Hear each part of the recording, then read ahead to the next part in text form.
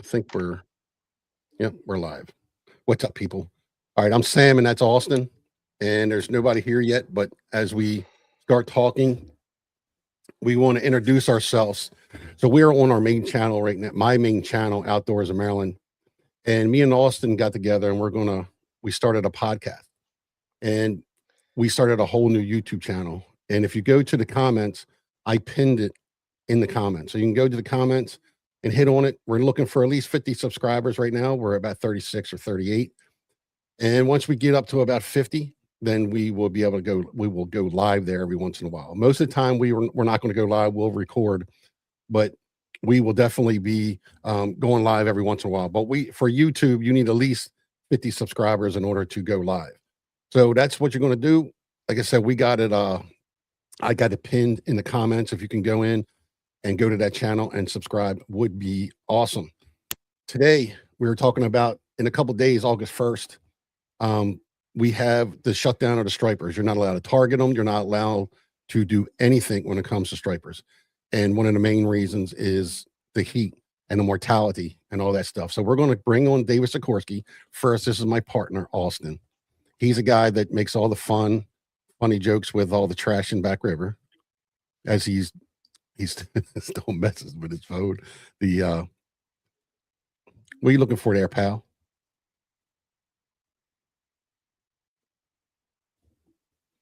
He's in deep thought. I can't hear you. You can't? Go out and come back in. Go out and then come back in.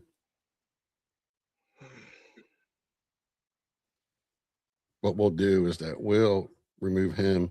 I'll bring David on, and then we'll let him come back in once he goes out and then comes back in. What's up, Dave?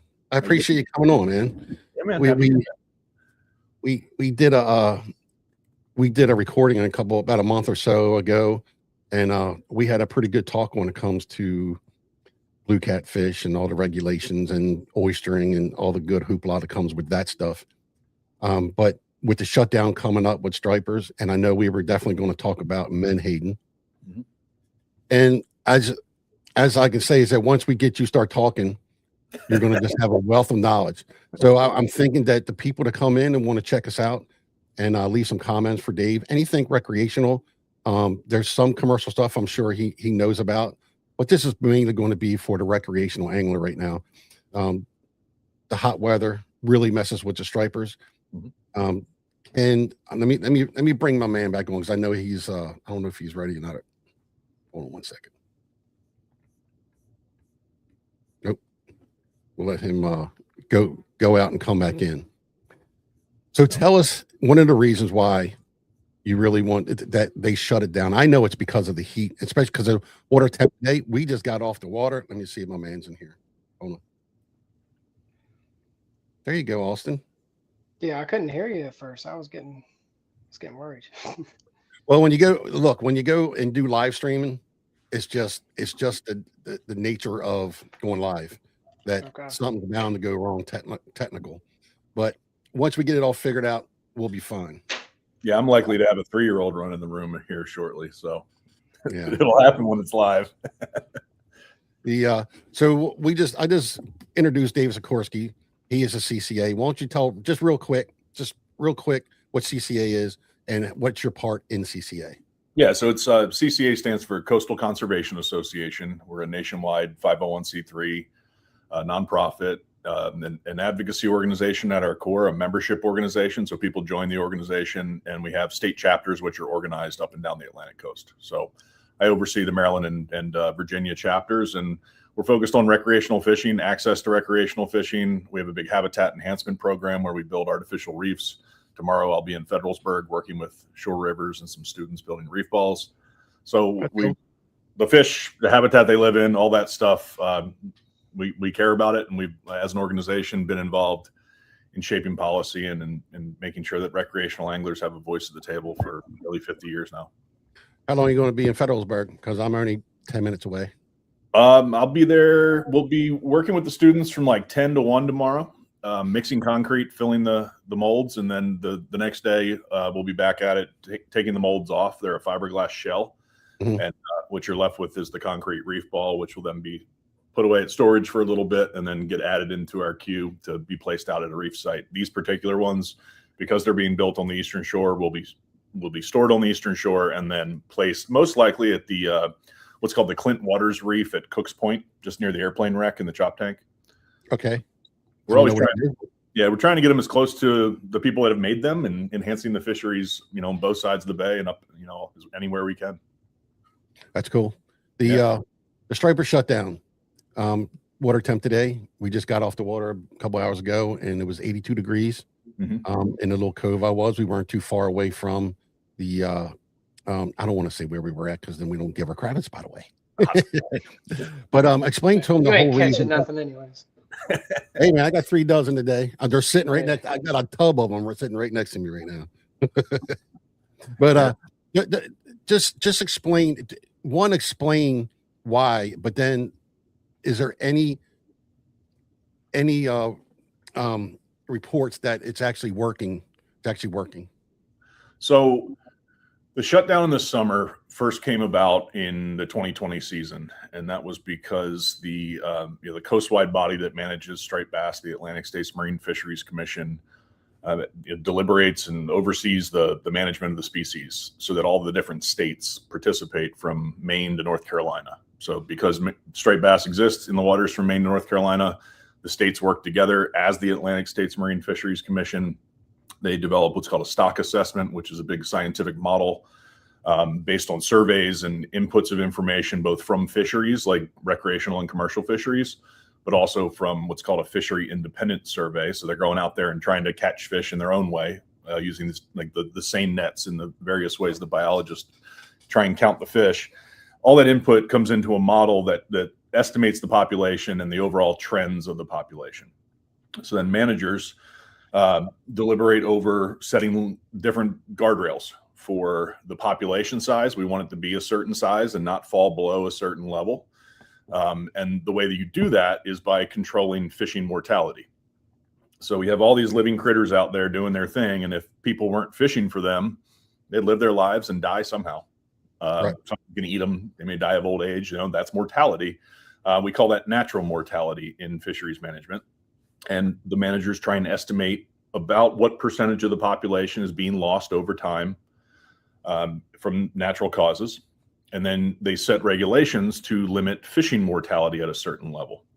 And so we've seen now 7 years of poor recruitment in striped bass, or observed a lack of young success in the young spawning and becoming bigger fish and repopulating the coastwide stock of striped bass.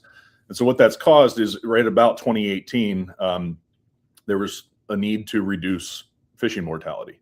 It took a while to go through the process, which the commission does. They either do what's called an amendment or an addendum to the fisheries management plan. Each action is a little bit different in what they're allowed to change. But ultimately, we were making some changes in the 2018-2019 period. And 2018-2019 was the period in the Chesapeake Bay where we had record fresh water. So we were seeing a lot of different things happening. And we also had, of course, hot summer temperatures. And so really concentrated around the Bay Bridge and the upper bay up off of Tolchester. That seemed to be where the real body of stripers were for people. Charter boats, private recreational folks fishing on a lot of these fish. And we started to notice a lot of dead floating fish downstream of where people are fishing. And with the tide, of course, they're moving back and forth. Those fish are what's called a dead discard if they were caught by a recreational angler or a charter boat, which falls in the recreational fishery. And so there began to be more and more conversation of, okay, well, the population's declining, the spawning's not going well. We need to reduce fishing mortality, but we're also seeing these dead fish. And so we don't want a fish to die after somebody lets it go. And so what the department chose to do, what DNR chose to do, which was consistent with the Atlantic States rules, was consider a summertime closure, because ultimately we have these 365 days of the year. Fishing only occurs on, some of them. We typically have a June 1st open and a December close. So out of those really 6 months that Marylanders are out to go and able to go out and catch fish, that's when we're causing fishing mortality. Well, the estimates are based on a certain percentage dying after they're caught and released, which is considered 9% year-long coastwide. So if you how do they figure that out?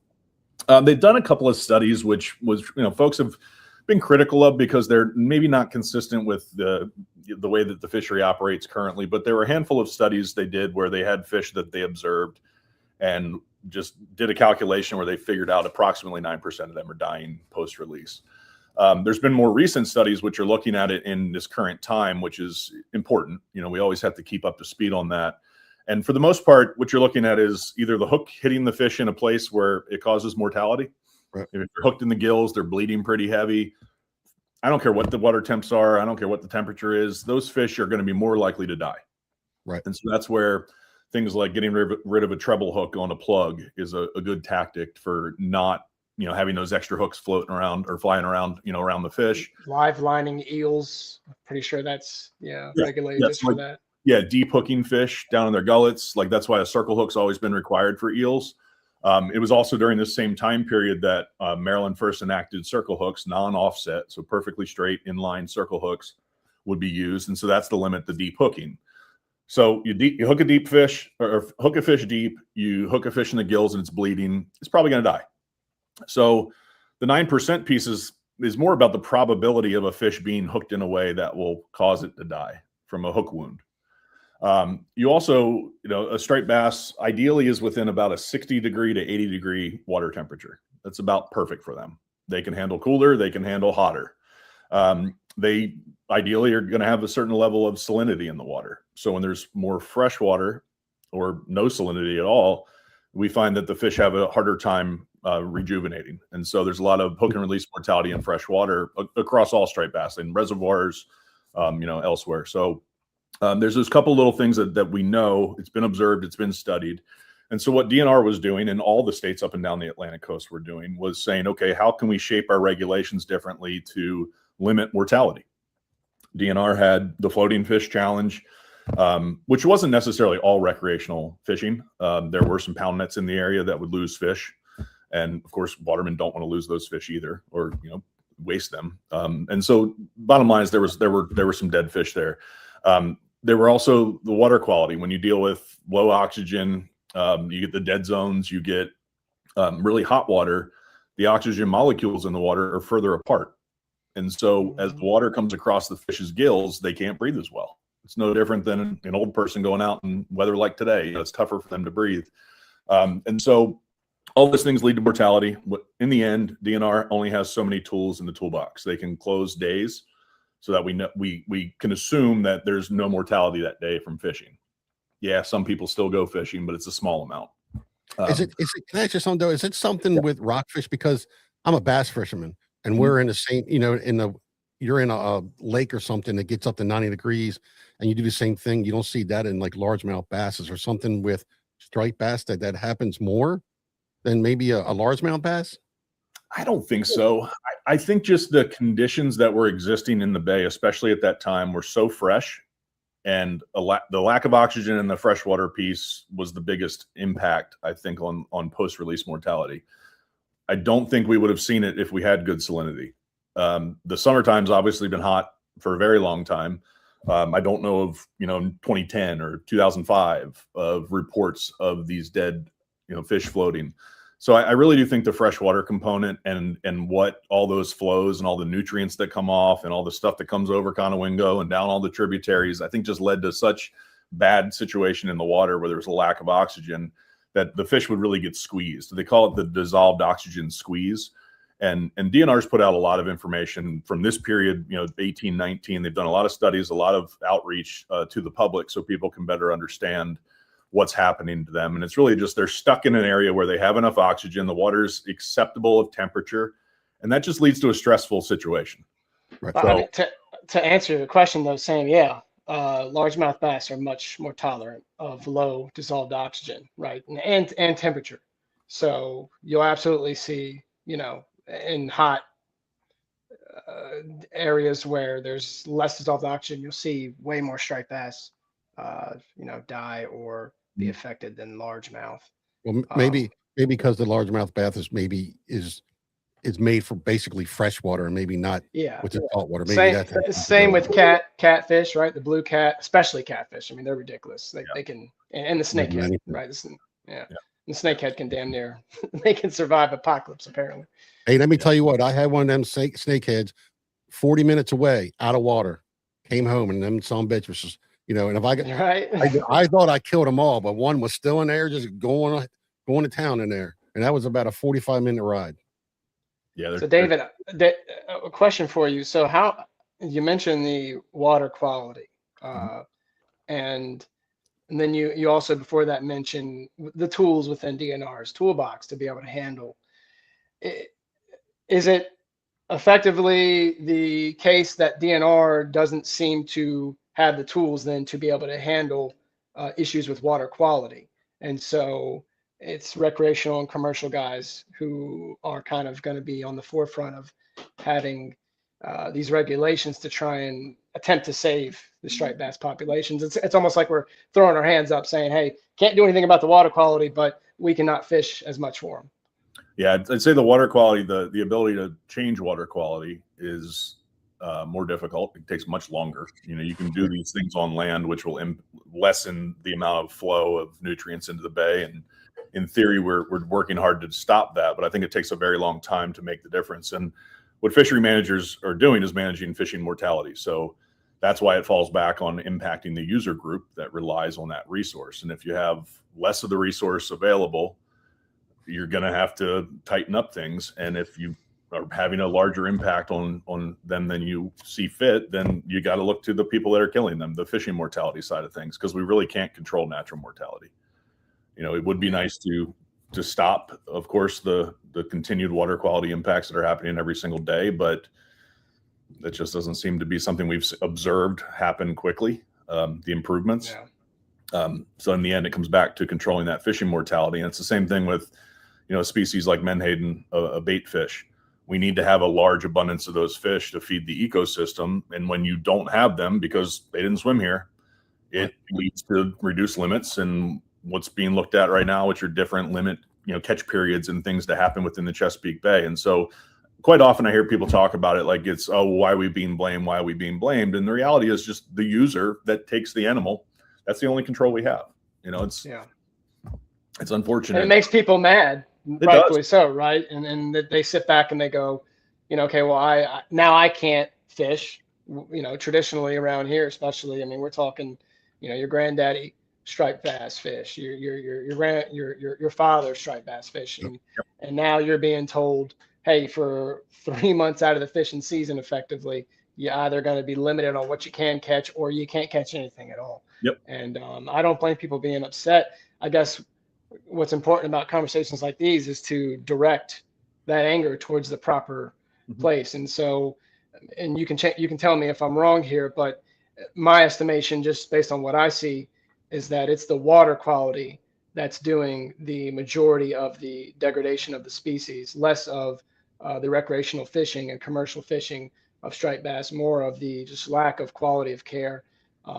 And first and foremost on my list, you might not want to get into it, but I would always call it out, is the water treatment plants, which continue to just be just a massive above board polluter of these waterways. And I don't think it's any, I don't think that it's, strange at all that this area, specifically where I'm at, the middle Chesapeake, upper Chesapeake, is seeing the most severe cases of decline for striped bass, because this is also where we get the largest inflow of urban sewage systems. Right. And then of course the Susquehanna, right? Which, props to Pennsylvania. We don't talk about this enough, but they've done quite a bit to limit, their flow of nutrient pollution in the bay.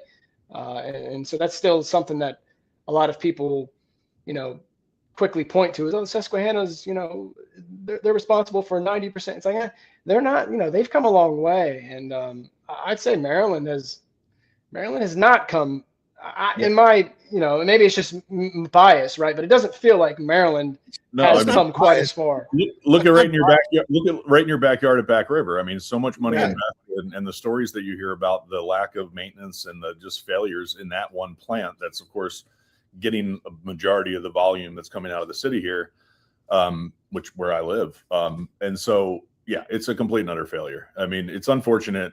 Frankly, that's what drove me to get more involved in advocacy, gosh, 15, 18 years ago, 20 years ago, was seeing these failures and saying, okay, well, I can be mad, but I can also just show up. And that's the reality of what we're left with, is having to show up and try and push for these changes. But you don't have to look very far to see a failure in government at all levels. And for some reason, it seems like they're not very accountable to those failures. There's always a reason. And that's the unfortunate reality of what has led to these water quality situations that depress the ability for the species to thrive, and therefore depress the economic benefit that comes from all that. And it's really just a tragedy. You know, the thing that DNR can't serve a warrant on the Back River wastewater treatment plant. Although, you know, they can serve a warrant on a guy who, you know, is suspected of overfishing or running an illegal trap of some sort. But they can't serve a warrant on the Back River wastewater treatment facility. And so that's probably where the majority of people's frustrations are. Is hey, we know who's causing this, and it ain't me catching my 2-fish limit. It's unfortunate. Yeah. No, it really is. How are you fishing at? Well, and the reality of DNR is they're there to manage the resource in its prevailing condition. You know, we can guess what it's going to be in the future, but they look backwards sort of and go, okay, well, this is what we think are here, and therefore we think we're going to control fishing mortality in a certain way by setting up certain regulations. And for the first time ever, we closed a period of the summer in 2000, and then it moved around a little bit. It was in early July, then late July, and now it's in August. And the reset that happened over the last year or so to make it change to this point where August is closed, there's no perfect spot to close it. And in fact, if we wanted to just take care of the rockfish resource, we could just close the whole summer. But obviously, there's a major impact on that, on those that rely on it. And there's a lot of, I think, really oversimplification of what happened, who's involved, what their intentions are that happens in this striped bass fishery, both in Maryland across the recreational fishery, the charter component of it, the commercial fishery. You get a lot of finger pointing and a lot of nonsense. But that's the reality, is we still have poor water quality. We still have a fish that's not having success spawning. And that's because of the environmental conditions which exist in the spawning reaches, which aren't really necessarily human driven per se. I mean, there is degradation of these rivers over time. You want me to stop and get Austin back in? Yeah, I'm looking at him. He's backstage. He's already come back in. Gotcha. Oh, he went back out. So isn't there a closure in April? Is it April that's closed? Is that because of spawning?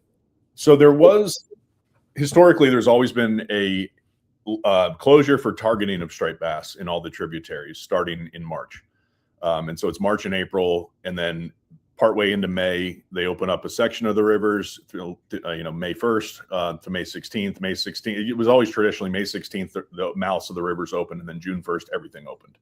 So that's been in place since the 80s, the closure of the spawning reaches. In 2020, there was kind of mix and match of who gets what. That's when there was a 1-fish limit put upon private anglers, a 2-fish limit if you went fishing on a charter boat. Right. And at that time, there was a very minor reduction in the commercial quota. The overall goal was to reduce fishing mortality by 18%, or reduce the removals of fish the following year by 18%. And you do that by changing the regs. And so that was in 2020. And that was one of the first times in my experience where DNR chose to change the limits for different groups. You know, typically, if the way it should be done to lower fishing mortality is a lowering tide lowers all boats, and a rising tide should lift all boats.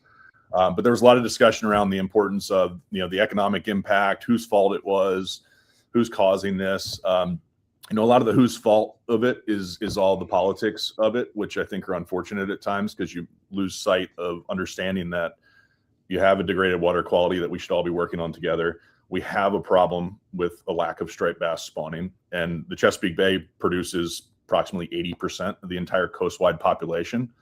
And Maryland is the king. I mean, we have the most rivers that produce the most striped bass when the conditions align.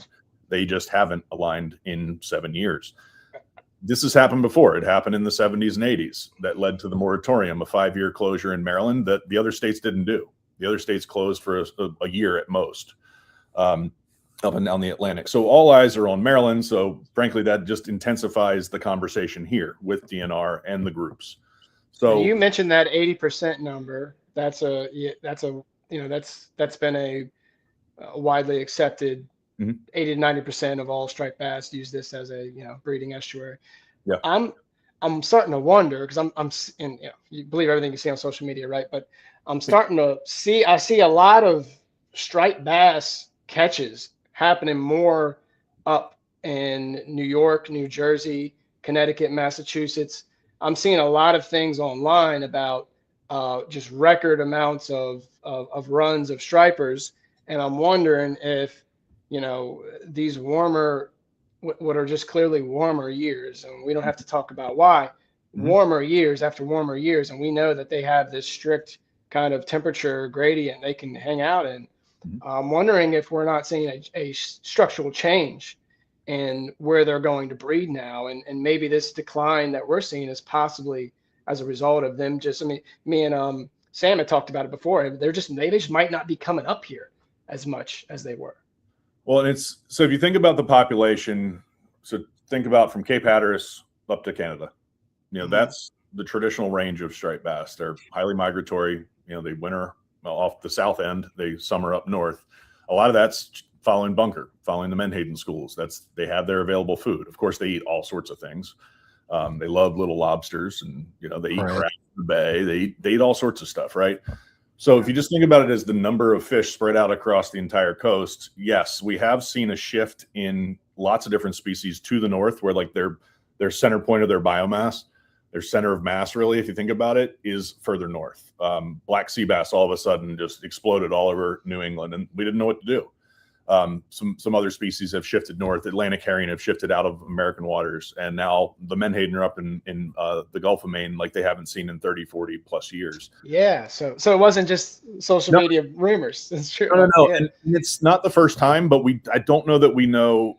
I haven't seen where they've compared what we understand about 50, 60, 70 years ago and today. There's no question that I feel like it's happening maybe more quickly, and just these patterns are different. And if we zoom back home just to the Bay, well, let me talk coastwide first. So we have the Roanoke and Albemarle Sound population of striped bass, which are genetically separate than the Chesapeake. And so they were fueling the North Carolina. Yeah, maybe they overlapped, came into the Chesapeake a little bit, but that was a different biomass there. And we saw that collapse first. And it's pretty much gone. There's striped bass throughout these rivers in North Carolina, but not at the level that they used to see. There's a major hatchery program, and they're finding that most of the fish being caught by people in these certain concentrated areas are hatchery fish or of those genetics. And so they've really seen that collapse. I think tons of anglers remember heading down to the bridge tunnel, the late 90s, early 2000s. I mean, it was just like lights out, all the way through 2010. You'd have eeling in the winters. I've been down there catching monsters on a fly rod, fishing against the light line of the CBBT. Everybody getting in trouble for fishing out off past the 3 mile line. That was happening in the 06, 08, 10 period, something like that. So you had that biomass of fish. Well, now what you're seeing in New York, New Jersey, you're seeing them winter up there. And so they're what we call the Hudson Bight. So like the mouth of the Hudson, the northern stretches of the Jersey Shore, that's where we're seeing a more biomass, but we're not seeing that density elsewhere along the line. So you're seeing less fish trying to cover that whole area. We've seen the collapse in North Carolina. You've seen this onward march of the population of the big spawners.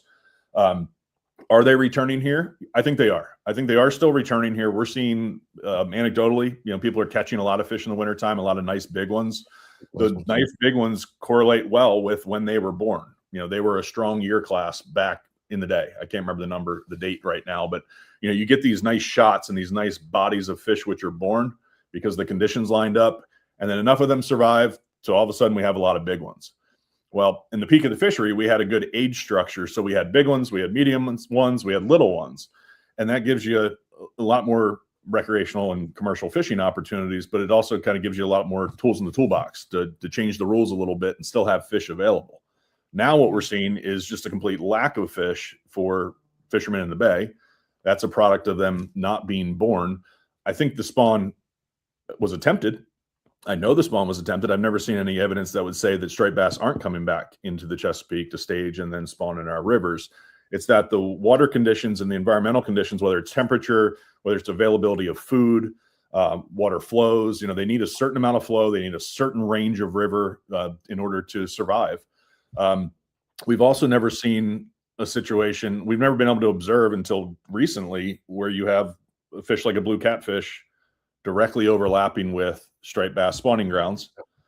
We've seen blue catfish with straight bass roe eggs in their stomach, fertilized eggs, larvae. We've seen blue cat. They We know. do. So you mean catfish do have striper eggs in their stomach? Oh, 100%. 100%. So I guess we don't. I'm sorry. I mess with Noah. I know they're getting ready to do a big study with all that. I'm like, hey, we know what it is.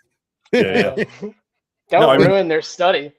Well, I mean, blue catfish eat everything, right? So they're eating bass, they're eating white perch, and that's another unique thing going on right now. We have a lack of white perch. I think they're being eaten in the juvenile larval stages when they're little guys, but they're also not being born because Morone americana is the white perch and Morone saxatilis is the straight bass. They're relatives. And I'm a Dundalk guy. Explain it again. What's that? Explain it again. I'm from Dundalk. Oh, it's their. I don't understand that word. That's what their, I'm saying. That's their technical name. Is that what you're saying? No, it's their scientific name. Scientific. Oh, there name. you So go. Morone saxatilis is rockfish. Okay. And saxatilis actually means of or around rocks. Right. So for Marylanders to call the straight bass a rockfish, it makes a whole lot of sense, right? They live around oyster rocks, jetties, etc. But we're not the only to observe that. Morone americana is the white perch, and so they're relatives. And so, like he's saying, struggling to catch white perch. I was out there last week taking some kids fishing. I was out there today, didn't catch a white perch. Thankfully, they're a more fast-living species. So a nice big white perch is 4 or 5 years old at most. Unfortunately, a straight bass, before it gets to spawning age, has to be 7 or 8 years old. Yeah. And so it takes longer to dig you out of the hole when you're dealing with a longer-lived species. But in theory, that longer-lived species only needs spawning success every so often to sustain itself as an animal.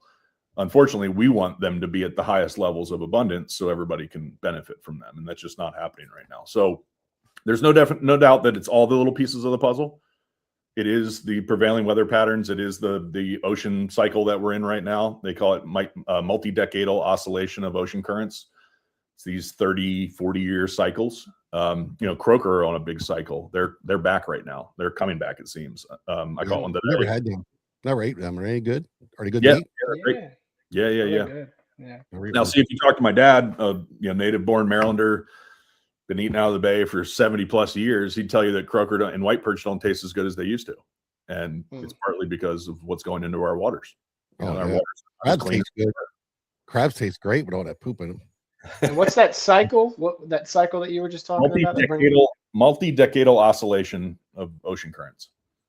Okay. Huh. And what's the effect of that? What are we seeing? It's sort of, I'd ask people to Google it because I'm going to get it wrong, but it's essentially what are the current patterns, what are the weather patterns that lead to the prevailing environment that we have? We've seen, people talk a lot about climate change and that storms are going to get worse and more frequent, those types of things. So it's those patterns that start to unfold. I would probably say it best compares to like an El Nino or La Nina type situation, but it's a longer period. And so they've observed that there are these certain conditions which exist, which are good for some animals and bad for others. You have to remember that, straight bass, white perch, eels, or not eels, they're an oddball, herring, shad, these fish that run up rivers are going to thrive when they have the right amount of flow and the right water conditions. If you enter into a drought period like we've had the last couple of years and mild winters, you're not going to have the right flow in the spring, which presents the right conditions for all them to have success in spawning. And so you're just going to start off with less population of those creatures. So what you also see sometimes, I think it was probably 10 years ago, seeing absolutely everywhere, these little baby grouper in aquaculture cages, people catching them rod and reel, mostly lower bay, Virginia stuff. And where'd those fish come from? They got pushed in by a current and the prevailing conditions were okay. Did they make it out? I don't know. But I think we're going to see more and more of that happening. It also speaks to why menhaden have really disappeared and moved north. And you're seeing that biomass of menhaden up there. I'm not sure exactly why. I'm not sure anybody knows why, but we observe it, know it's the reality, and therefore have to make changes related to it. What about some of the other larger predatory species, mainly in the lower base, like bluefish and cobia? I'm thinking of how are they faring? So bluefish have had a little up and down. From a management perspective, they're relatively stable right now, but you're not seeing the abundance. I know folks aren't seeing like the medium size, fish. They're pretty common in the mid bay in Maryland.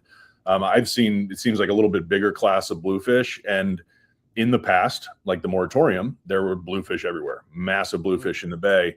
And there has been that same, there's certain species, when you see certain species are down, other species are up. So I would expect bluefish to do better right now. They're spawning at sea, and their young ones find an estuary by riding those ocean currents and going to those places that they're programmed to go. I caught a bluefish in the Severn River today, this big. So he's a little guy. Severn. Yeah. I hope there's a bunch of them to help fill this void. Just like I've said, croaker, hardhead, they're on their way back, and we're starting to see more of them. The last time I remember catching a lot of them was about 2005, maybe. They were sea bass too. Sea bass too, right? Yeah, and sea bass, they've moved north. They've had a mixed kind of experience in the mid-Atlantic, especially as it relates to fishing. There were some major impacts on catchability of sea bass and where they are when all the wind survey work was being done. So these super sonars were going out and blasting the bottom, blasting the water column to figure out what they could do. Could they put a windmill out there? And Captain Monty Hawkins from the Morning Star wrote about this endlessly and did a lot of field work, I would call it. He'd be out fishing on a reef, catching sea bass. He told one story one time where the sonar boat's working, and you're marking fish on the meter, you're catching fish, and all of a sudden the sonar boat comes in. The fish stop biting, but you still see them. And he said at one point the sonar boat went into the wind, a helicopter landed on it, and while the helicopter was landing and the boat had stopped its track, all of a sudden the bite started again. So he actually radioed to the boat operator and said, "Hey, did you turn off your sonar for a minute there when that helicopter was landing?" And the captain confirmed it. So that's not necessarily a big population-wide impact necessarily, but we did see this, I think, disruption of the fish in their natural situation. We observed it as anglers, not the catchability, the lack of catchability with sea bass. Captain Monty has also talked about, and I think he's right on this. He had experience way back in the day putting on his own limit for the first time on his boat. And he believes that because they're a fish that lives around a reef, they actually change sex. And so they'll turn from female to male in order to be able to populate the reef. And the more abundance of fish you have, the less likely they're going to switch and be pushed to spawn. And so through management changes, we've continually gone after a bigger and bigger fish to limit fishing mortality.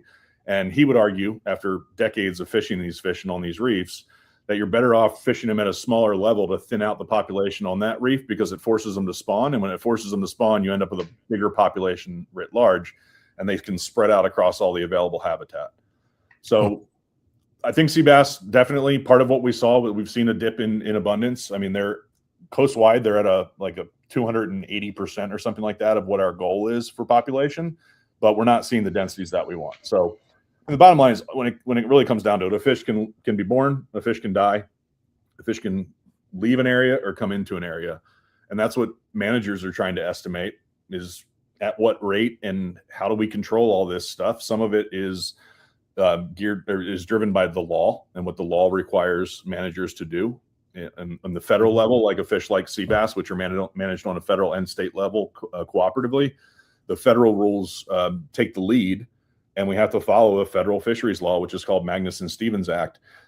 Built into that law are these strict timelines for rebuilding a population to a certain level, and that often causes conflict with fishing, because what they're guessing will work in the experience of guys like Captain Monty isn't going to work. And it's like beating your head into the wall, waiting for things to work out where the population does swing back. And so there's a lot of complexity. What I'm saying may not make a lot of sense, but anyway, bottom line is it's normal. Yeah, it makes sense to me. I mean, you're basically you're like a two-man fire team trying to put out a 30-store 5-alarm fire. I mean, it's kind of I feel your pain, man. I'm, out there trying to pick up the trash that I'm trying to do. And it feels, never ending. And it feels under, like essentially you're not bringing enough to the table to really do much, but try to take care of that little thing you can that day.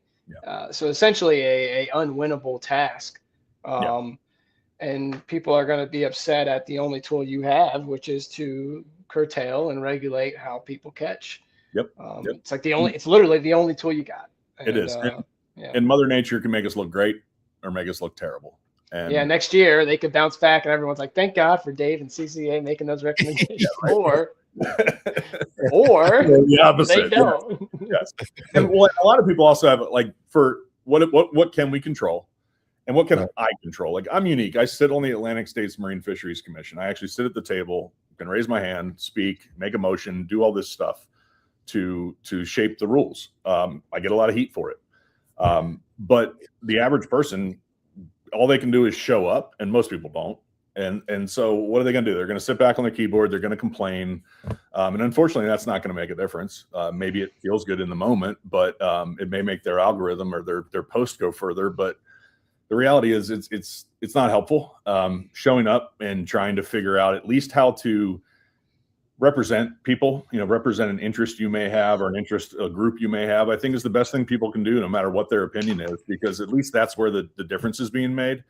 That'd be an army of people coming out to help you pick up trash. At least they'd be making a difference there. So that's all I can say to people is get involved in the process and learn about it. There's an absolute ton of information on the Atlantic States Marine Fisheries Commission website. And so if anybody wants to read it, the good history of striped bass, that's where it is. A lot of other species as well that are important to us all. Lots of charts, lots of figures, lots of pictures, things that can help you understand what these trends are. And that's it. It's all a trend that we're there trying. Also seems to be I think because of the reaction to, we're being punished for this when we know the real culprits. There's also then that turns into a bit of a distrust for the data you're using to come to those conclusions. So I've seen that. Obviously, you see that anecdotally online. You got a lot of commercial guys that have accounts now, and thank Luke for that. I don't think there's no way you'd have this many commercial guys. That's just cool because you get to see their opinion, and they're out there in the field. So it's really, they're a good bellwether as to what's really going on. But sometimes what they say, what's really going on, conflicts with the data that you guys are saying you see, which is bringing you to these conclusions. And I don't move too far off the striped bass conversation, but I think we've well covered it also. But the blue crab population, which by the data shows a continued drop below the mean of what the population we want it to be, and yet the actual crabbers are saying things are booming. And they're saying they're only at this point, their only constraint is the state saying they can't catch more, which is what's kind of in their eyes artificially inflating the price right now. Yeah. And it's difficult to sit back and watch some of that. We're not heavily involved in crab management. I always joke around. I'm actually allergic to crabs, which is an absolute curse. Yeah, I joke around. I say I'm allergic to crabs and crab policy. They eat each other. I mean, that's the mortality of crab is a crab. In fact, speaking of Luke, he did a great podcast with Steve Ranella I listened to last week and went through a lot of like how it impacts the crab. And I learned a lot and it was great. That was good. Oh, there he is. Oh, he disappeared. Well, real quick, as we talk about that, that's another reason why we have this podcast is to bring guys on like you and anybody else that, my man, there he is again. Look, my grandma has called me twice now. Grandma, I'm on a podcast. That's all right. We give Grandma the X, man. Come on. But that's Talking why about we the have future of the Chesapeake here, Grandma. Yeah. All right, guys. Well, so in the comments, I linked me and Austin's other channel. I came here on my channel because I have a little bit more of a little bit more people. So we were hoping to come live maybe once or twice on this channel just to get you over to the other one. The other one is the Outdoors of Maryland podcast. That's me and Austin. We are partners in this all the way through. And we talked this. We've had David on before. Now, at the beginning of this, we were just like you going in and out, man. I couldn't believe all the little technical issues we were having. But if you go over and you hit the link in that I got pinned and go over and to subscribe, we're looking for at least we're about 38 subscribers. We've only been doing this maybe a month or two, working out all the technical stuff, and which we're starting to do. But if you go over there and come over there, we're going to do most of our stuff on that channel. Here we might do it once or twice.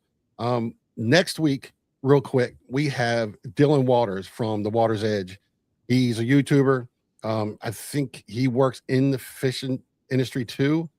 I think he said he goes around surveys. We're going to have him on. We're going to talk because Catches he monster definitely, stripers. yeah, he's a striped bass fanatic, and he loves chasing them, and he seems like a really cool young man. We're going to have him on next week. I haven't decided if we're going to do one more live stream. I will talk to Austin about that, but we want you to go over and subscribe to the other channel. The link is pinned to the top of the comments. Go over there, subscribe. We can get 50 subscribers. We'll start going on that channel and start building the best podcast here in Maryland. Do we have any more time left today, or are we wrapping it up? Yeah. No, I'm not wrapping up. We got to let people know that are in here and out of here. I'm going to do that a couple times. That's just to let people know to get over to the other channel. That's probably smart. I didn't know how to join the chat. There's a button for it, but I just put in our private chat a link to the Atlantic States website. You can maybe put in the chat for people to check out if you're looking for help. If you need help falling asleep tonight, just pull out one of those like 200-page PDFs and start looking for the pictures. So you'll have to send that to me because I got a question. So one other thing, we were, so this is the ongoing battle between the snakehead invasion, right? Which is you got. Wait! You have to call it Chesapeake China now. Chesapeake China, yeah. So you got who came up with that name? I don't know. So China Argus. Hold on, back we were talking scientific names of straight bass and white perch. Well, China Argus is the name of it's the scientific name. Yeah, it's a beautiful name. Yeah. No, but the fight is effectively you got people like me and you me and you, we're fishermen too, so it's not but we're not just environmentalists and conservationists and but it's people like me and you who believe that the presence of a invasive species that can effectively it's effectively a better killer than the striped bass, right? It does everything it can't do. Survive in shallower water, warmer water, more brackish water, less oxygen. It does it all, right? And it probably kills more, quite frankly. I would take a guess, probably kills more on average than striped bass do because it's got such a wide range. You got guys who fish for them who love them, and I love that they love them, but they love them so much that they put them back. And actually they get violent about it. Like if you say y'all shouldn't do that, they're ready to go to war. Right. So listen, I'm not even making a claim here about whether you should or shouldn't. I'm just going to ask the question, is the exploding snakehead population possibly, and also blue catfish, are these invasive species possibly somewhat displacing the striped bass population anyway? I think that especially blue catfish, I think they're more broadly distributed and they're in an environment where these straight bass are going to exist. I think the snakehead have less of an impact on an animal like a striped bass. Maybe they have a little more impact on white perch, but I think their biggest impact is going to be on some of the species that maybe recreational anglers don't care about because they're other pieces of the ecosystem, the minnows and the smaller fish like that. So time tells, and so in fisheries, we set these goals, we set targets, and we set thresholds. And I say all the time, in everyday life, it's all relative because everything is relative to something, especially when you're doing a scientific comparison, right? You have to relate it to what you want. And so there's no question that the snakehead are having an impact. There's no question the blue cats are having an impact. I think some people want to measure that exactly and pretend that we can say exactly this is it. Well, it changes every day. And so what is that level? I don't know. And do we need to measure it? I don't know. We see the result. We see what it looks like to have snakeheads in these waterways for 20 plus years now. It's been at least over 20. Yeah. Yeah. And everybody's going to make their own conclusion. And, the guys that say, oh, we need to make, snakehead a game fish. We need to manage snakehead. Well, heck, if you want to manage snakehead, we might see the precipitous decline of their population because some of the other species we're managing are heading that direction. That's kind of a joke, but they're trying to stop. They're trying to stop bow fishing, and the guys that absolutely love the snakeheads. They're trying. They want to stop bow fishing, and I think what they don't like about the bow fishing stuff is that some guys are pretty. They want to conserve it. Is that what Yeah. you're saying? There. Oh, they Wow. want to bow fishing. Want to maintain a population of snakeheads for the benefit that they provide, because they do provide a economic benefit, and people are excited about them. And I get it, but I also push back at those people and say, well, that's selfish. The goal here is to try and maintain this Chesapeake Bay ecosystem in somewhat of its historical state. We all talk about trying to get back to another time period, whether it be through oyster population or water quality or these things. Well, first, that's not going to happen. We got to take a step back and go, what's realistic? Could we ever decimate the snakehead population? Many people right now, and they haven't done a very good job. Yeah. I know guys that bow hunt for them. I've done it. I fish for them. I'm one of those guys that'll do it any which way you can and make my own personal decision around whether I keep it or kill it. And in the end, that's what it comes down to. DNR is never going to say you absolutely must kill this thing. Like, you can't mandate murder. It's just not happening, right? And not that killing a fish is murder. It's totally different than which I was surprised about, honestly, until someone worded it the way you just did. Yeah. I assumed DNR's rule was you catch it, you kill it. At first it was. That's their goal. That's actually that was their goal. They always suggested it. They never required it. It never said anywhere in regulation or law that you must kill this animal. What you cannot do is transport it alive. Right. Which makes sense. When you said it the way you said it, and other people said it like that, like, you can't make somebody kill something. Like, yeah, okay, that's kind of stupid. Yeah. And the selfish part of it, and I know people have done it, is the old 5-gallon bucket snakehead migration. I mean, pick up a fry ball and move it. And I hate to say it because people will do it, but it's kind of the cat's out of the bag. Yeah, they've done it. Come on. That's why they've moved. And I get it. Like, people are selfish. They go, oh, well, I want them in my pond, or I want them in my creek. I want to be able to fish for them. Unfortunately, it's wrong. And that is illegal. And people should be penalized for it, because it leads us to where we are today. And hey, maybe I'll be laying on my deathbed and think, oh gosh, thank God the snakehead showed up. But for me, they're an opportunity. Take advantage of them, get out there. But I also encourage people, like, the chirping on the internet, man. I mean, I think it just drives some people's days to argue with each other. It's sad. And the anger and the frustration and like the low blows that I see some people exchange. I'm just like, don't you have better? I've tried so hard to I got to realize when it all comes down, when it all comes down to, you can have all the money in the world, you can be the nicest, evilest, doesn't matter. At the all end, you're gone and you can't take it with you. So why be such a total asshole now? You know what I mean? Just, I don't agree with a lot of stuff, but I don't know. I think I got my own way. I know a certain way I believe, but I don't think I think I'm pretty tolerant when somebody else is wrong. Yeah. What's crazy is apparently they just started in a noticeable way showing up around New Jersey and New York, which I assumed because of how long they've been here, and I would assume they're all up and down the East Coast, but apparently we had to somehow. They were tired of coming down here fishing for them. Yeah, it was pretty much in one area. There was like, screw this, we're taking home what up. That was probably crazy. Before. Yeah, I mean, that's all it is. No question. And I mean, heck, there's no part of this bay, there's no part of this watershed that's the way it used to be, 150, 100 years ago, and it's going to continue to be like that. Humans have an impact, whether it's failing to manage a government budget, failing to rebuild a bridge, failing to maintain stormwater plants. I mean, look around, it's everywhere, and that's the unfortunate reality. So I encourage people, don't fight with each other, take a step into the arena, come to the meetings, get informed. And there's nothing wrong. Like, you don't have to show up at a meeting to have an opinion, right? Like, everybody, there's always going to be freedom of speech, I hope.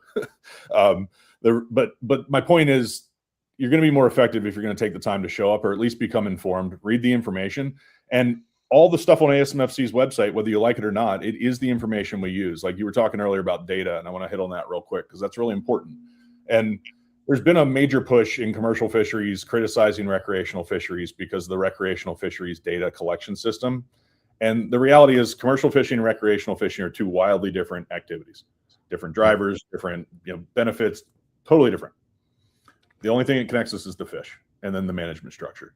And so coastwide, all the fisheries that are migratory, that are in our coastal state waters and our federal waters, are all managed by a data collection system that the feds do, which is called MRIP, the Marine Recreational Information Program.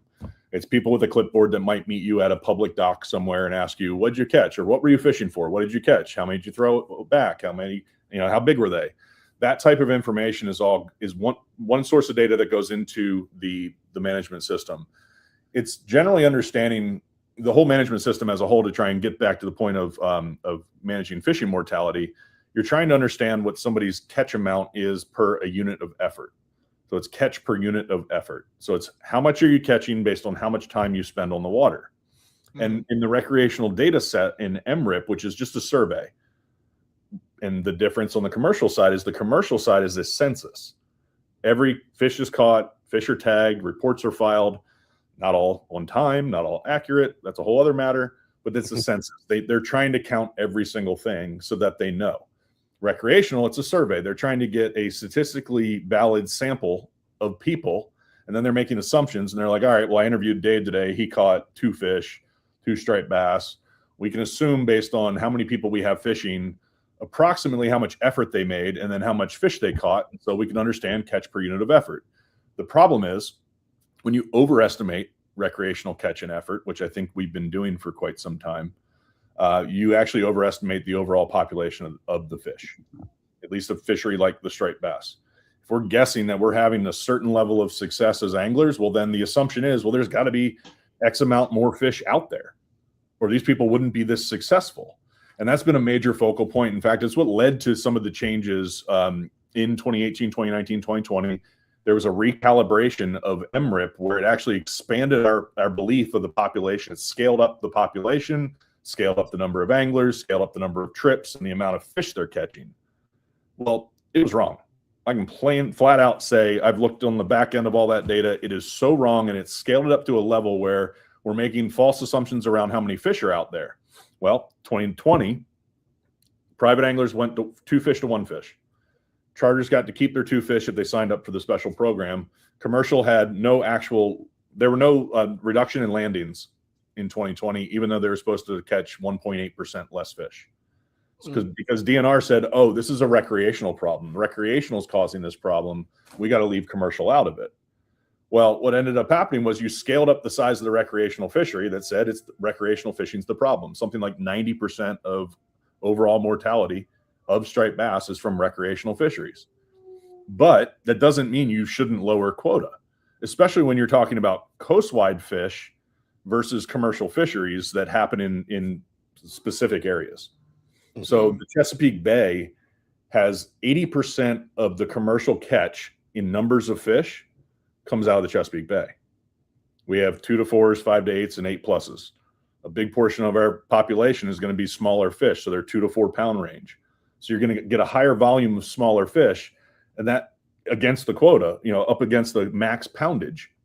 So if you catch all 2-pound fish, it's a lot more numbers of fish to catch 1 million pounds than if they were all 10-pound fish, right? Mm-hmm. And so I think Maryland DNR made a big mistake by not reducing commercial quota, because I know there's an impact, no question about it. I'm not talking about that. I mean, just the impact on the population. I think we were killing at too fast of a rate, and then we fell right into this situation with no good spawning. So our last good year class was 2018. 2018 fish become legal in about 2021. They're big enough. Well, we needed that body of fish to last a lot longer to keep fishing good and hopefully repopulate, but we kept whacking them. We didn't reduce the quota until I think 2024. It may have been earlier, but finally the quota was cut. At that time, the commission was supposed to cut fishing mortality by 14%, and they chose to only cut it by 7%. So nothing against the commercial guy. I feel for him, but the population needed us to kill less fish no matter who's killing them. And we were being led astray by, I think, this incorrect data. So there's been a major focus for decades really on how can we improve these data sets. The Gulf states have done a tremendous job in improving their data systems where they work with anglers. People trust each other now. They report their catch, and it's a lot better because those states took the initiative to work with their anglers and make it happen. I've been saying it for 20 years. DNR, why don't we do a better job of this? I've been getting people to log catch on a smartphone using all the fishing tournaments we run. I've been pushing. And then finally in the 2022 legislative session, I worked with some partners and some legislators to craft legislation, which created the Recreational Fisheries Data Task Force. So that's something the legislature loves to do. We created a little task force. We impaneled a bunch of people. We came up with a plan. We wrote a report. We delivered it back to the legislature in late 2022, like we were supposed to, as well as DNR. And then we're sitting here, kind of fiddling our thumbs, waiting no for legislation. Well, there hasn't been a major change. Now, DNR does now have the ability to require reporting of anybody they issue a license to. So they can bring in more robust data systems, and they are planning towards that. Many people, especially commercial fishermen, say, well, we tag our fish, they should too. Well, that makes sense. If we counted every single fish and tagged every single fish, it would get us at least on par, from a management structure perspective. Would it get us better data? Maybe. But statistics are valid, and statistics are a way you can manage these massive things like a fishery up and down the Atlantic coast. We can do a better job with the model we have. We just have to get back to square one with our data. Unfortunately, there's this thing where you can't just like flip a light switch and go, okay, new data set, we're going to use it now, because you have this statistical model. And so you have to get a new survey system in place, run them in parallel, test the model to figure out that it even tells you something remotely acceptable for management. Because we're not just pulling stuff out of the thin air. It has to really be consistent with what we think to be reality. So there is going to be always that disconnect between what you see on the water and what you think managers understand. Far too few people actually connect with managers and have good conversations. So people need to do that. We took the initiative to write the RAC data report and had, 20 different stakeholders participate. And I'm hopeful that DNR in the future here will be implementing better systems to capture information from rec anglers. What's worked in the other states is just apps. There are fisheries where you have to report your catch, like blue line tilefish, bluefin tuna, some others that are kind of creeping their way into recreational fisheries to make it more of a census. But it's just not realistic. I think at the peak, the coastwide striped bass fishery had something like 9 million participants in the striped bass fishery. So just the cost alone, the database alone, the computers to crunch that kind of data, we just don't have that capacity. And if we wanted to get it, we couldn't afford it. It doesn't make sense. It's important though that you're, saying and willing to say that data that was being used then might have been incorrect, right? Might have led to a conclusion that wasn't really backed by sound statistics. And because people will pick up on that, if you feel like as a recreational guy, you just, got the hammer put down on you and you're watching commercial guys still haul in, that's the type of thing that does breed distrust. And so when nobody then comes behind and says, hey, you were right, that was bad data, that was a bad decision. Well, in that case, that decision was fueled by politics. You can choose to look at the data and go, oh, well, this is the reason why, this versus that. And a bureaucrat loves nothing more than get us fighting at each other, especially the political level. And I said straight to the Secretary of DNR in a private meeting, I said, in fact, we were having dinner in Easton. I said, this type of thing, picking winners and losers, which I get it, they do it every day. But picking winners and losers like this is going to push more people to want to impact and close commercial fisheries. Because you gave them a get out of jail free card when the entire rest of the fishery is being impacted. And unfortunately, it's just the way political leadership tries to do things, continues to do things. And the more and more people I think that are involved in the system saying no, a rising tide should lift all ships and a ebb tide should lower them all. I even would welcome some flexibility if it was more of a transparent conversation with multiple stakeholders. I'm a big fan of trying to find consensus on these things, because I think every well-meaning recreational angler could sit down and look at all the information and say, actually, it's okay for those commercial guys to get a pass this time. If it's not going to continue to, unfortunately, put us in a deeper hole population-wise. It's not against commercial fishing. I mean, heck, I would love nothing more than every fish I eat to come from a supermarket, and every day I go fishing, I catch fish and throw them back. It's our charter boats, are those considered recreational or commercial? No. Maryland's not sure. We like to switch back and forth. We're a little bipolar on that. So because they're mad, because they got pretty ticked off when they got cut down to one. You got to figure these guys are making. I heard them saying, well, now who's going to come up here and spend the money they were spending to catch one fish when they used to have two? And then now that it hurts them, they go back to the dock and there's a restaurant there, the marinas and stuff. So it just trickles down to everybody that makes their money this time of the year for the stripers, even though wintertime's good too. But it just trickles down to the owner, the restaurant owner that brings people, takes their rockfish and cleans and whatever and cooks them for them. But it's just, I don't know, it's a big impact on everybody. Yeah, no, it absolutely is. And that's a big part of what led to one fish versus two fish and commercial not being reduced. So charter fisheries are a recreational fishery. That said, they are a commercial license. They are a for-profit enterprise. They're called for hire. You can hire them to take you fishing. The way I look at it is I can buy fish from a commercial fisherman. I can hire a charter boat. I can be a private angler. In the end, I want to see those things regulated at the same time, at the same scale, at the same level. The traditional, meat fleet guys that want to get out there and have the 2 fish per person, so it's a nice meal. It's worth a couple $100s. Let's just say there were no regulations. If the striped bass population continues to dwindle, those businesses are going to be impacted, and that's the harsh reality. I mean, there's management and regulations only affect the natural world so much. We talked about that a lot. Like Mother Nature in the end is the one that's impacting it. Yes, they can find the enemy in me. They can find the enemy in DNR to blame during this time period, but it's the loudest voices I've found in the for hire fishery. And there's about 600 licenses of people that have the ability to take people fishing. A certain percentage of them fall into a big boat category. There's more small boats now than ever. I talked to a lot of them, and everybody's hurting. I mean, the fishing is not as good as it was. It's sad that a Kent Island charter boat has to run from Kent Island up to Baltimore Harbor to catch their now one fish and then figure out something else to do and then turn around and come back. That was never the case. There are fleets up and down the Chesapeake Bay because there used to be an abundance of fish out in front. There's a lot of people saying, oh, well, the fish are only there because the dolphins chased them or the food or whatever it is. That's all relevant. And there's definitely a reason why striped bass only exist in certain spots right now.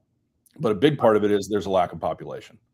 And I watched, in my personal experience, fishing a ton, watching that body of fish move north.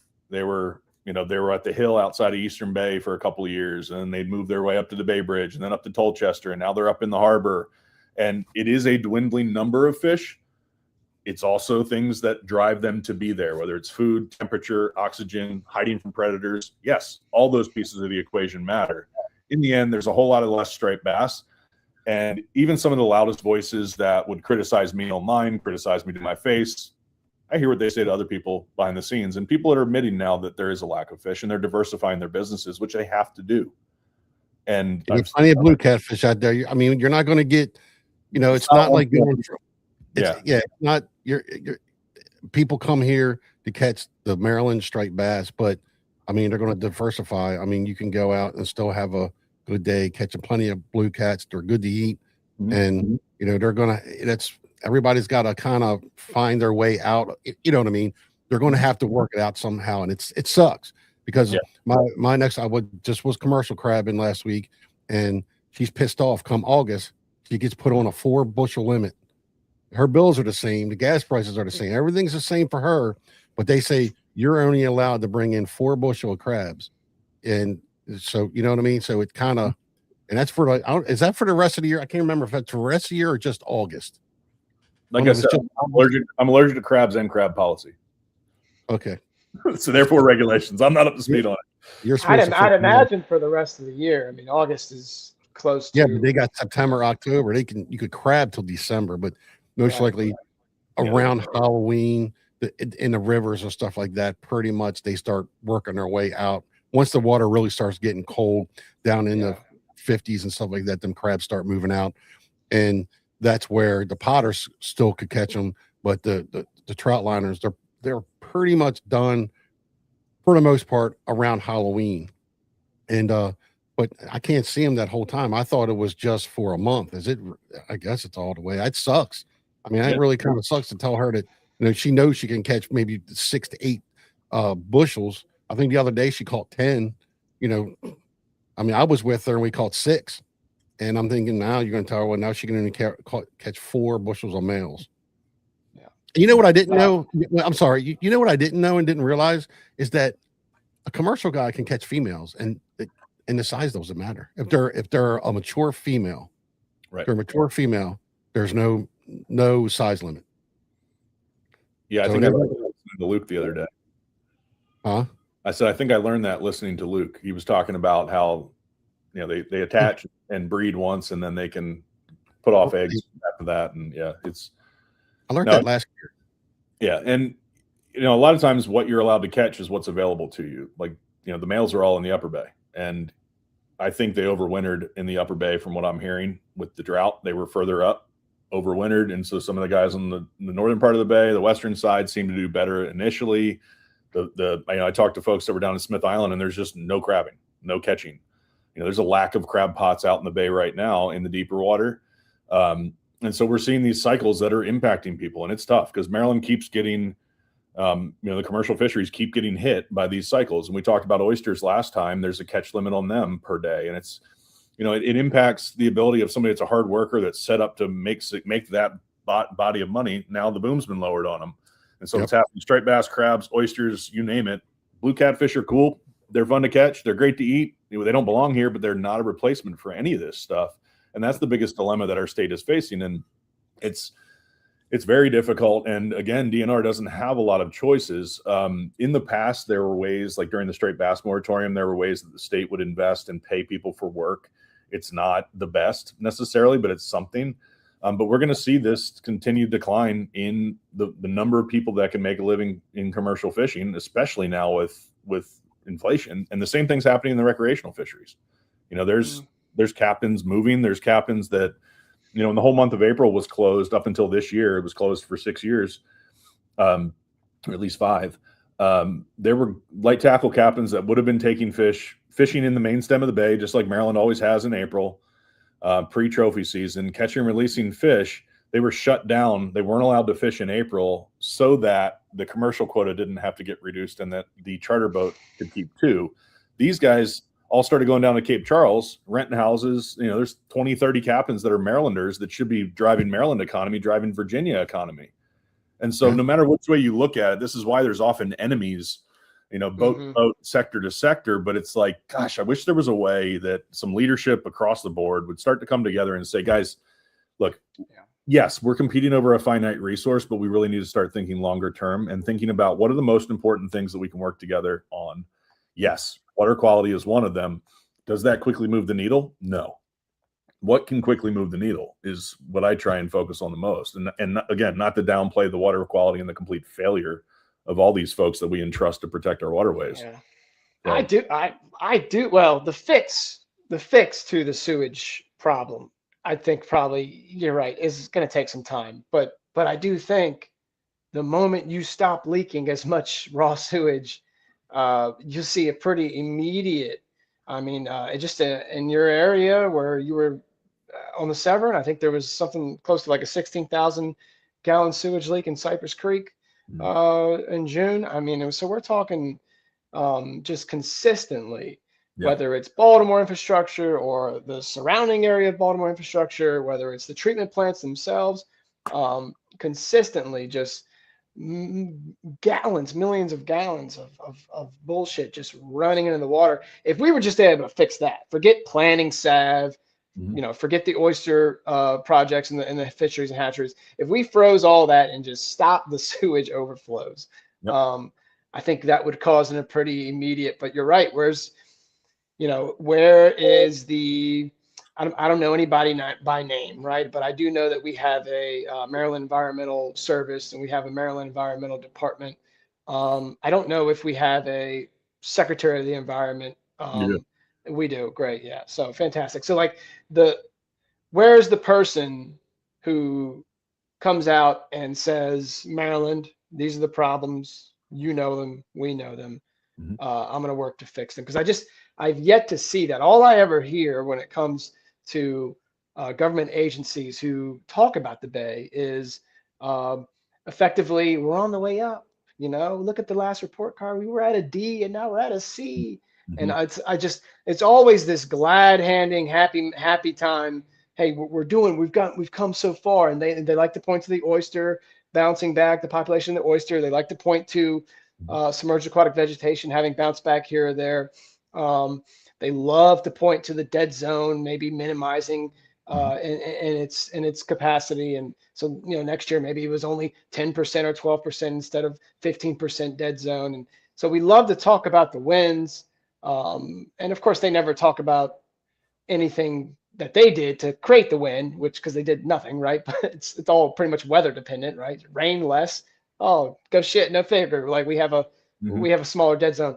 But the idea that we have a dead zone at all, the idea that there's areas in the Chesapeake Bay that are devoid of life because they have such little dissolved oxygen. I mean, that is a state that we just should not at all allow to exist. Yep. The idea that the harbor is getting pistachio tides in the middle of frickin' July, which is something that shouldn't happen at all, right? Yep. But at least August would make you feel a little better about it. Like, hey, this is, and maybe going into turnover and it's hotter. And so, okay, you can make some excuses for yourself. But, these are things that you're right. The lack of leadership is it's so sad because so many people care about it. You would think even just fake leadership, someone could win an election just on, hey, I really want to tackle this problem. Even just they faked it, and didn't do anything. It's incredible. They're all pretty good at that. Most of them might be faking it. They'll say anything to get in there. That's what Wes Moore did. He told a waterman that he would be working with them, and I heard that he really has. I mean, but it could be a real hey, my list of top 3 priorities. I mean, this could be a real winning message across the board. I mean, Republican, Democrat, everybody would support such a movement. I'm just astonished that nobody has picked up on that. And if you're telling me, well, there's too many competing interests with money, there's too many corporate interests with money, there's we still want to continue to push out development. We still want to, we still want to take in all this money that we're getting for the your water utility bills and whatnot. We don't want to have to admit that money's then going towards a broken system. So we're just going to keep things as usual, and we'll take the wins, and we'll champion the wins. And so far it seems to be something that nobody really, besides people like me and you and your average man, really care about. And so I've seen talking about the money. I've been extremely frustrated for about 20 years now, sitting through meetings with DNR when the excuse is always we don't have a budget, and it's a valid excuse. But you see the fees increase, and in fact, a bunch of fees were increased on commercial fishers, commercial licenses, so both charter boats and regular commercial. In fact, DNR had saved away some money. It was something like $1.8 million that got swept back in to balance a budget somewhere else. It got taken from DNR and put somewhere else. I remember talking to somebody, I'm like, "You've got to be kidding me!" Like, what are you, out of your minds? And it's 1.8 million is like a joke compared to our budget, and it's all a joke, frankly. And this idea that we don't have money. That said, there is a real reality when it comes to moving the needle in like the effluent problem with our wastewater treatment plants. I've always been told by people that I know and trust that are not a part of the problem in my mind. They're people that are fighting on the front lines that you have this affordable improvements which are being made. We're taking the money we have and making certain improvements, but to get to that last level of improvement in treating it to the point that we would all love to know it's treated to, it's just exponentially more cost and almost impossible to achieve is the way it's been described to me. I may not be explaining it perfectly, but it seems like we collectively, the state has been trying to make, and I'm not the state, but the state has been making investments. I know that there are investments in incentivizing people to upgrade septic systems, which are a major issue in waterfront properties, especially in the Annapolis area. And so these little tiny things are happening, but then it takes one swing of nature or one major leak or consistent leaks to completely lose everybody's faith in this idea that we are making progress and that you are doing your job. And then on the flip side, like you said earlier, Mother Nature's a real, providing us with these conditions, which even if if it was dry and there wasn't a lot of leaking, let's just say we sealed up all the sewer plants and they were all perfectly fine, and then weren't, they were putting out perfectly clean water, which I don't think they can do, but they were. We still may have a lack of striped bass. We may have a problem with crabs, and we may have problems with all these other animals, because it just takes more than our life cycle and more than our little period of being engaged in this stuff to really see the change happen. That's one thing I figured out over time, is you really have to set your mind to going, okay, the work I'm doing now is for my kids and maybe their kids. Right. And maybe enough pressure, we end up in a situation where our culture finally throws their trash away, where, the streets of Baltimore are torn apart to fix our system, which was revolutionary evidently when they put it in, but it's a failure and it's leaking all over the place. I don't know. I mean, I'm generally, I try and live on the bright side of the moon, try and be optimistic and think that we can make a difference. I mean, tomorrow I'll be building reef balls. I'm going to have Sam come out and meet up with me. We're making a difference, at least in the young people, to realize, hey, I built something. That thing I built is going to provide life and maybe recreational opportunity as we put it out into the waterway. And so that's where I try and focus on it, because otherwise you can get lost in this stuff and just want to go back to your regular life, maybe move, maybe disappear from this place, because it is disappointing. It is still an amazing place. It's unlike anywhere else. And I hope that we will start to see things turn the tide a little bit and see at least a good striped bass spawn and menhaden returning to the area, those types of things happening. In fact, I do want to mention menhaden. So for folks that are interested in hearing this now, the Atlantic States Marine Fisheries Commission is meeting next week. I'll be in most of the meetings. I serve on nearly all the boards. I do not serve on the menhaden board. Allison Colton, the director of Chesapeake Bay Foundation's Maryland office, serves on that board and has done a ton of work. I mean, rolling up her sleeves to fight on behalf of Marylanders, to push for what's called an addendum, which is out and being considered by the board. And what this addendum would do is the board would say, okay, we bless this to go out to public comment. We're hoping that happens next Thursday when the menhaden meeting happens. What that addendum is a complex document, but it explains that the board wants to hear the public's input on some time and area closures and different ways to manage what's being taken out of the lower Chesapeake Bay by the industrial fishery omega protein. It is talked about all the time in recreational circles. I've even seen now more recently commercial fishermen being critical of that large fishery that goes and encircles the big school, sucks them up, puts them in the boat, can take 51,000 metric tons of menhaden. That's about 125 million pounds of a fish that weighs about a half pound. So 250 million individual fish being taken out of the system. Those are jobs, those are commercial fishermen, but they're also, the spillover effect is that Maryland's pound netters aren't catching menhaden. 60 to 70% by one company. And, it's a, for those of us who care about, being American, it's a Canadian company. So that money, that their profit is going right back to Canada. So I'm with you on that, and I'm hoping some sort of headway can come. I know that was, I think, about to go to public comment, a couple months ago, and they scrapped it to look more into it. And so this is now coming back. Okay. Next time, I expect them to release it to public comment. And the reality is, as I've said a couple times, you're managing the prevailing conditions that exist. And part of the information people will hear next week is there's a correlation between a decrease in bait catch, like pound netters or other small menhaden catchers in the bay. When regular commercial guy catching menhaden is down, Omega's catch is down too. And that's because there's a lack of menhaden in the system. When there's a lack of menhaden in the system, we need to have safeguards in place that we don't take as many, because the ecosystem, the cobia, the red drum, the ospreys, the eagles, the striped bass, dolphins, and everything else, dolphins, you name it, have to have their food. So as managers, we should be sitting here, the entire management system, in a forage-based fish, a food fish like a menhaden that feeds other more important and more valuable fish to way more people, should be protected at all cost. You can't, it's like, you have to feed the ecosystem. A menhaden turns sunlight into whale food. I mean, it literally grazes on algae, turns into this amazingly little, protein snack that feeds bluefin tuna, whales, all these critters that are very important, are managed and protected for one reason or another, or utilized by other people. And so the idea that in this day and age that we have a company that can still take 250 million little fish, 51,000 metric tons, grind them up into meal, ship them all over the world. It is a Canadian company. They raise salmon in Canada using Chesapeake Bay fish food. So it should be feeding striped bass to feed American families and economies and everyone else around here is being shipped up there so that you can find salmon all over the place. And I mean, you mentioned the menhaden and them eating primarily algae.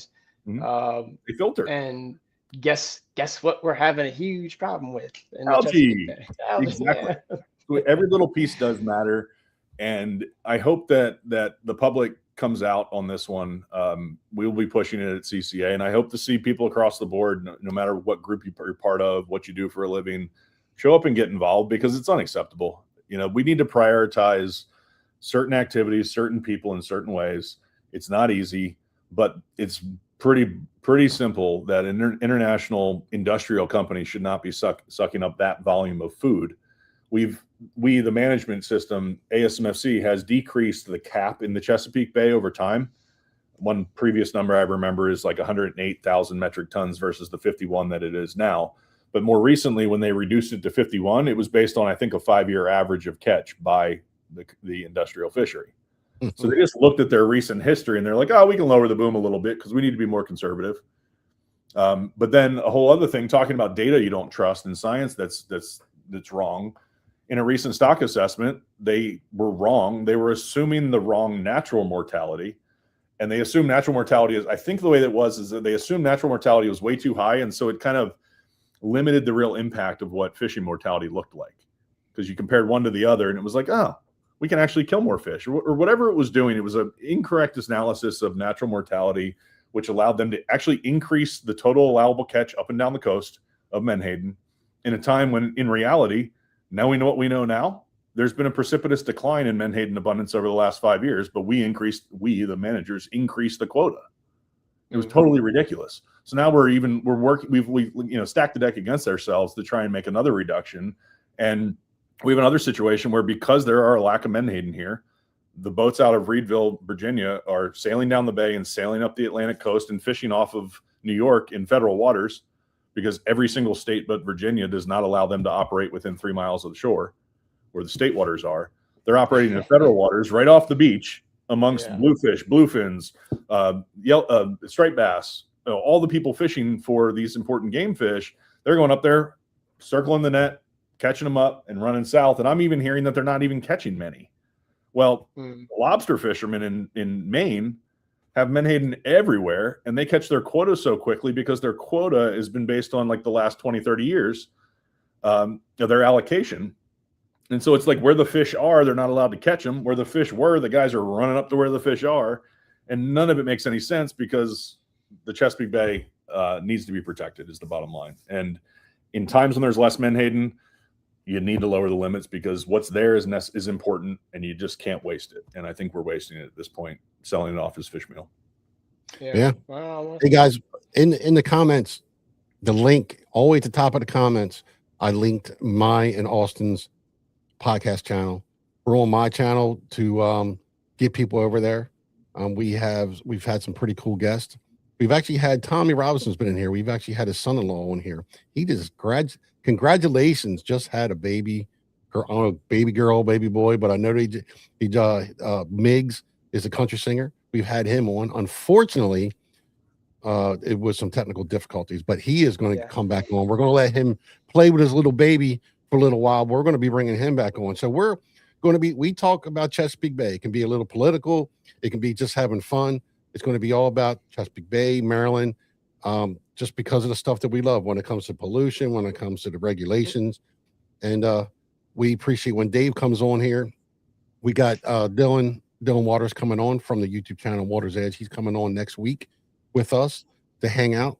I haven't decided yet, or me and Austin hasn't talked about if we're going to go live or not. If we do, that will probably be Thursday or Friday next week. Haven't decided yet, but we want you to go and hit the link in the comments. Go over to our podcast channel. Please subscribe. If we can get 50 subscribers, we'll start going live there instead of coming over here. We're just trying to get people over to that channel. And Dave has come with us with no problem to help us do that. And we definitely appreciate you coming out, man. Much appreciated. Yeah. I'm clicking the link myself here if I'm not a subscriber already. And Tommy, I do not believe there's been an attempt to farm raise menhaden. I'm not sure it's possible. Menhaden spawn at sea. It's kind of a mystery. Spawn out there at sea and the currents pull the fish in here. I was talking about multi-decadal oscillation of the ocean earlier. That is what is driving the menhaden larval distribution up and down the Atlantic coast and why they're not here versus somewhere else. We've seen this before. We'll probably see it again. And my point is we have to manage based on what we're seeing, not, you know, these other forces that are at play here. So I just it's hard to recreate, to recreationally recreate fish that are coming out of the sea, right? I mean, these conditions are not easily recreated, and that's why you notice such a difference between salmon and, you know, farm raised salmon and wild caught salmon. It's night and day, right? I mean, it's absolutely, yeah. So quality wise. Actually, what's kind of funny. I'm sorry, Dave. Yeah. What's kind of funny is that we're having such a problem because our state fish is striped bass.